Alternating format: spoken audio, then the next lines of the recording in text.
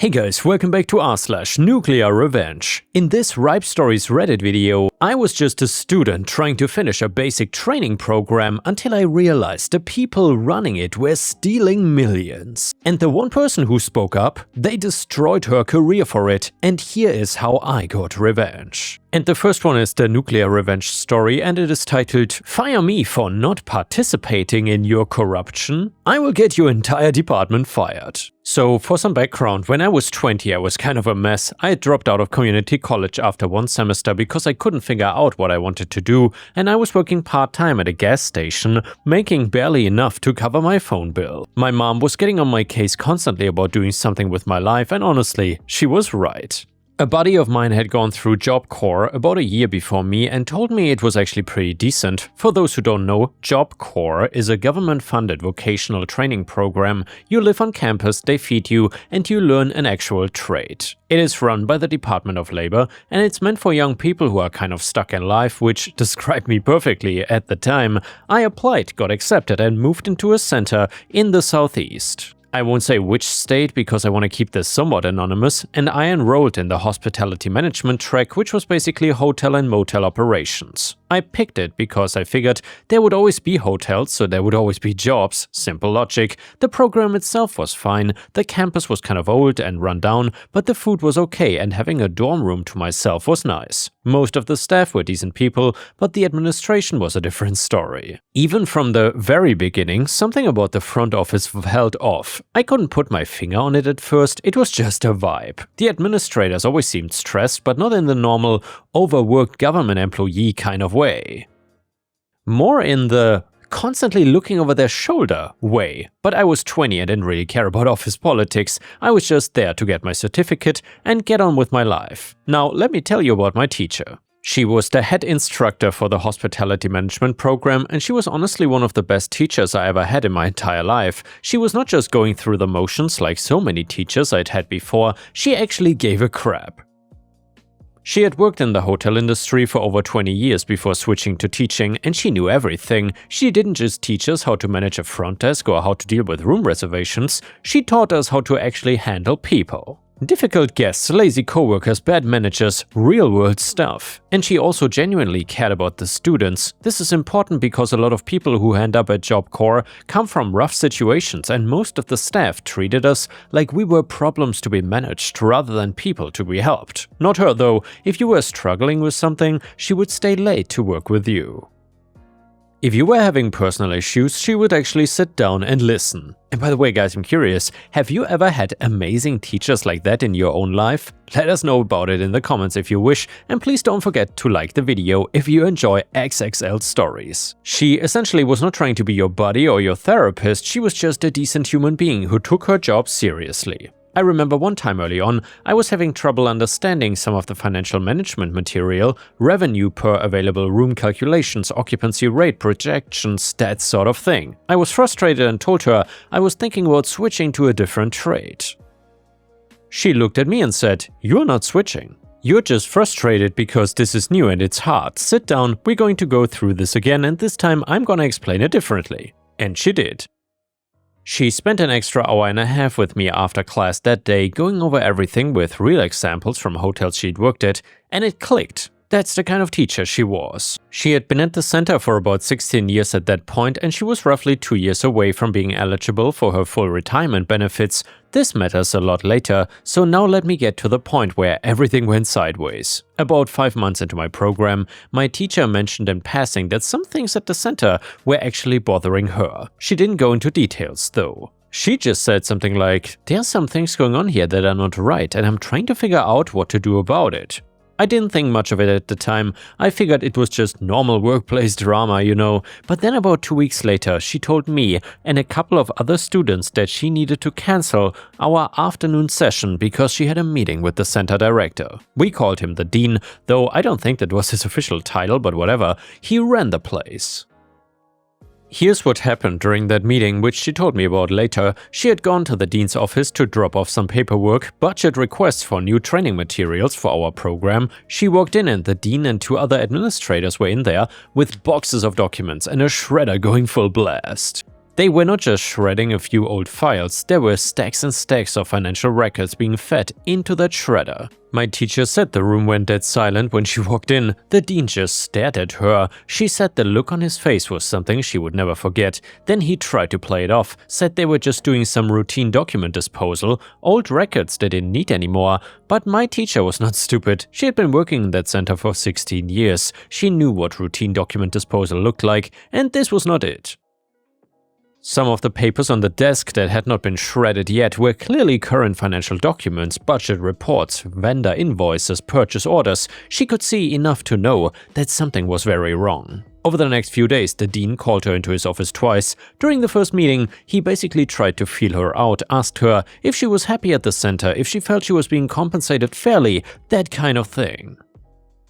And she told me it felt like a job interview, except she already had the job. During the second meeting, he was more direct. He told her that the center had been doing things a certain way for a long time and that everyone benefited from it. He said the center was underfunded anyway and that they were just making sure the people who actually did the work got properly compensated, and then he offered her a cut.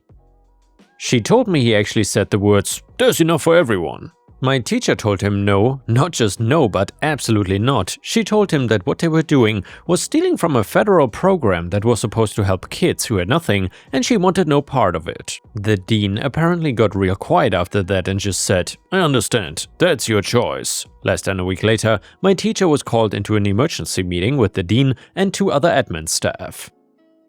They told her that they had received multiple complaints about her teaching performance and conduct and that she was being placed on immediate administrative leave pending a review and that she could collect her personal belongings and leave the campus. She asked what complaints from who, about what specifically, but they wouldn't give her details. Just said it was a personal matter and they couldn't discuss specifics. 2 weeks after that, she was officially terminated. The reasons listed were things like failure to meet program standards and creating a hostile learning environment, which was complete garbage. She was the best instructor at that center by a mile, and everybody knew it. But here is the real cruel part, because she was terminated for cause. She lost her retirement benefits, 16 years at that center, and they took her retirement benefits away from her. She was 2 years away from being able to retire with a full pension, and they just ripped it away. When I found out what happened, I was furious. I'm not someone who gets angry easily, but this was different. This was someone who had done nothing wrong, who was one of the only people at that center who actually cared about the students, and she got destroyed for refusing to be a criminal. Meanwhile, the people who were actually stealing money were still sitting in their offices like nothing happened. I went to talk to a couple of other instructors I trusted quietly. Not in a, hey, let's start a rebellion kind of way, more like, am I crazy or is this messed up? One of them, a welding instructor who had been there almost as long as my teacher, basically confirmed what I already suspected. He told me, everyone who's been here long enough knows that something is going on. Nobody says anything because they're either in on it or they're afraid of ending up like your teacher. I asked him why nobody had reported this, and he just shook his head and said, "Reported it to who? The people you would report it to are the ones doing it, and the people above them? You think some kid from Job Corps is going to write a letter and the Secretary of Labor is going to personally investigate it? Come on, man." He was not wrong, and that's exactly the problem I was dealing with. If I tried to report this through normal channels, it would go to the center administration first, the same administration that was doing the stealing. Even if it somehow got past them, it would go to the regional director who, for all I knew, was either involved or just didn't care enough to rock the boat. That's how corruption works. It survives because the systems meant to catch it are controlled by the same people doing it. But I'm stubborn, I mean really stubborn. My mom always said it was my worst quality. I would say it turned out to be my best one. I spent the next 2 months doing research and gathering whatever evidence I could. I want to be clear, I was not doing anything illegal, I was not breaking into offices or hacking computers, but I was starting to pay attention. I started writing down everything I could observe, things like brand new furniture showing up in the dean's office, while the student dorms had broken beds that never got fixed, repair projects that were supposedly completed but clearly never happened.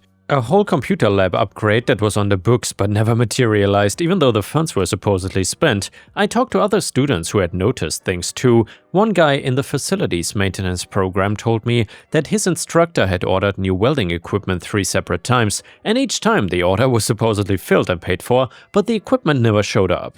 I also talked to my teacher during this time, and she was devastated. She had given 16 years to that place and she was scared about her future. She was in her late 50s, she had lost her retirement and she had a termination for cause on her record, which made it nearly impossible to get hired anywhere in education. She told me, "I should have just kept my mouth shut. I know that's a horrible thing to say, but at least I would still have my retirement." That conversation made me even more determined than ever. She shouldn't have to feel that way for doing the right thing. Now, here's where my plan came together. I knew that filing a complaint through normal channels would be useless. The complaint would go up the chain, someone would bury it, and life would go on. I needed to make sure that burying it was impossible. I needed to make sure so many people knew about it that ignoring it would be more dangerous than actually dealing with it. So I did something kind of insane. I spent about 3 weeks just researching contact information. I'm talking the Job Corps regional director, the national director, every single person in the Job Corps organizational chart that I could find. Then I went higher, Department of Labor officials, the Secretary of Labor's office, Inspector General for the Department of Labor.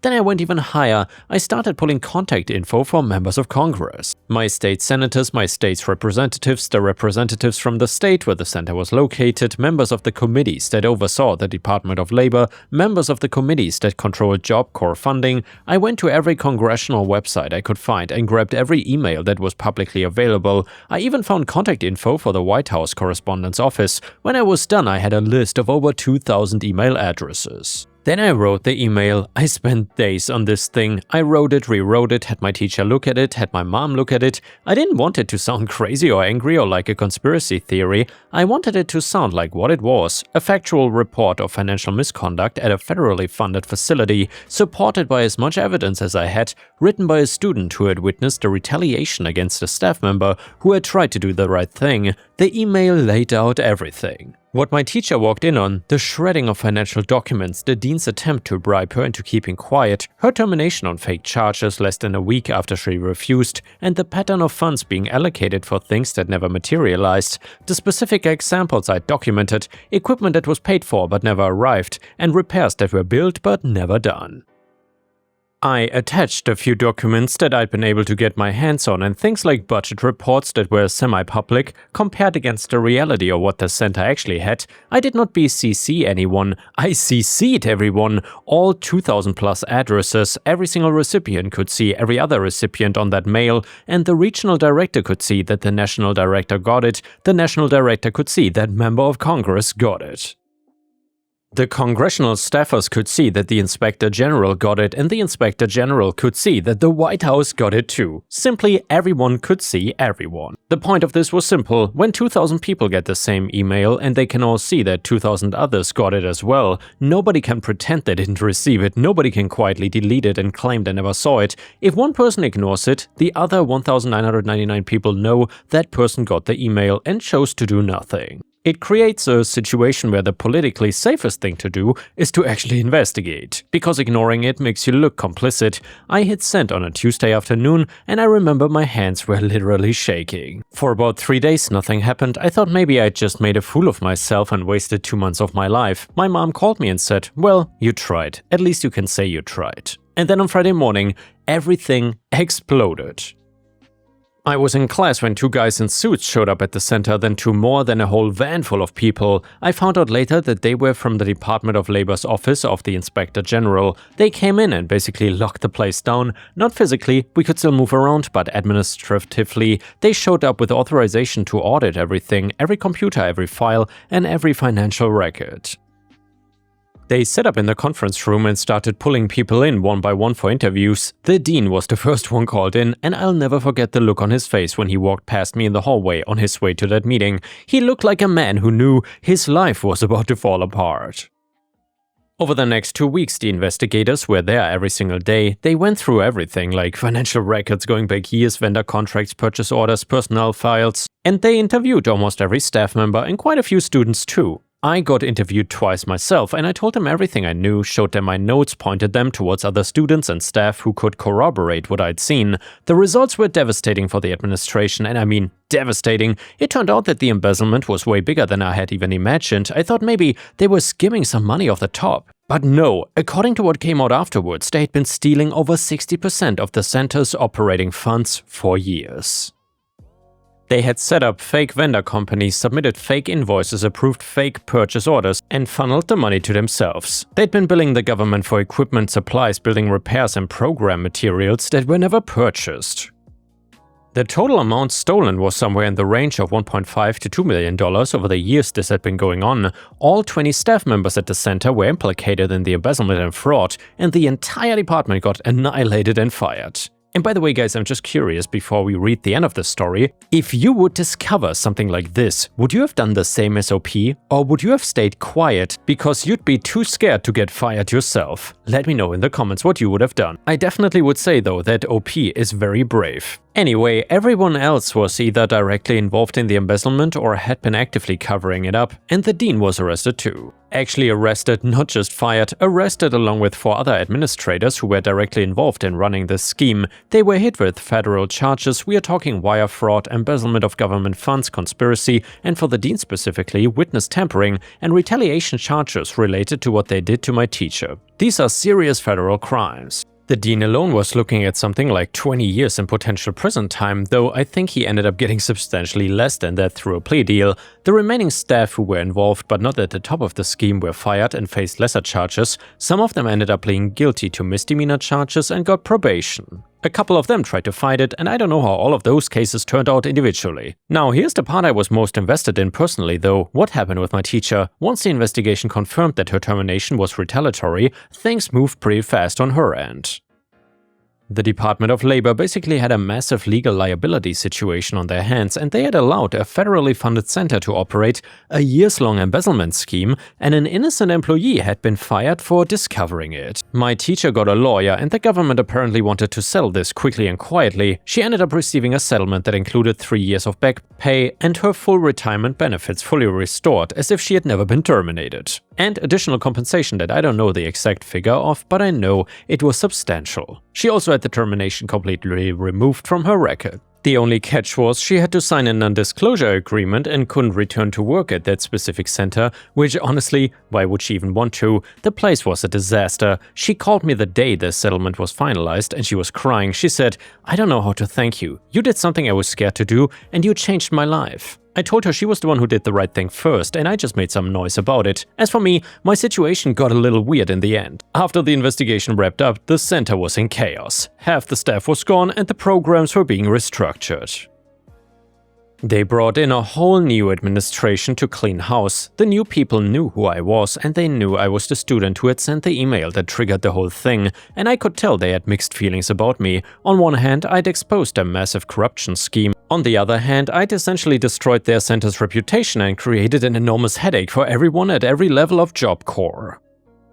About a month after everything settled down, the new center director called me to his office. He was very polite but very direct with me. He told me that they were gonna award me my completion certificate for the hospitality management program, even though I technically hadn't finished all the coursework requirements. He framed it as a recognition of what I'd been through, but I knew what it really was. They wanted me gone. I was a walking reminder of this scandal, and every day I was there was a day that someone might point a camera at me and ask me to tell my story. So yeah, I was not offended. Honestly, I was ready to go. The center was not the same place without my teacher anyway, and the whole experience had left a really bad taste in my mouth. I took the certificate, packed my stuff, and then left. And yeah guys, props to OP for exposing that disgusting corruption. The next one is a malicious compliance story, which is titled, "I don't want to see your name on this list again." This story didn't personally happen to me, but it was told to me by someone I trust. I fully believe it to be true, but some details are slightly altered to protect privacy. A friend of mine is retired now, but back in the day,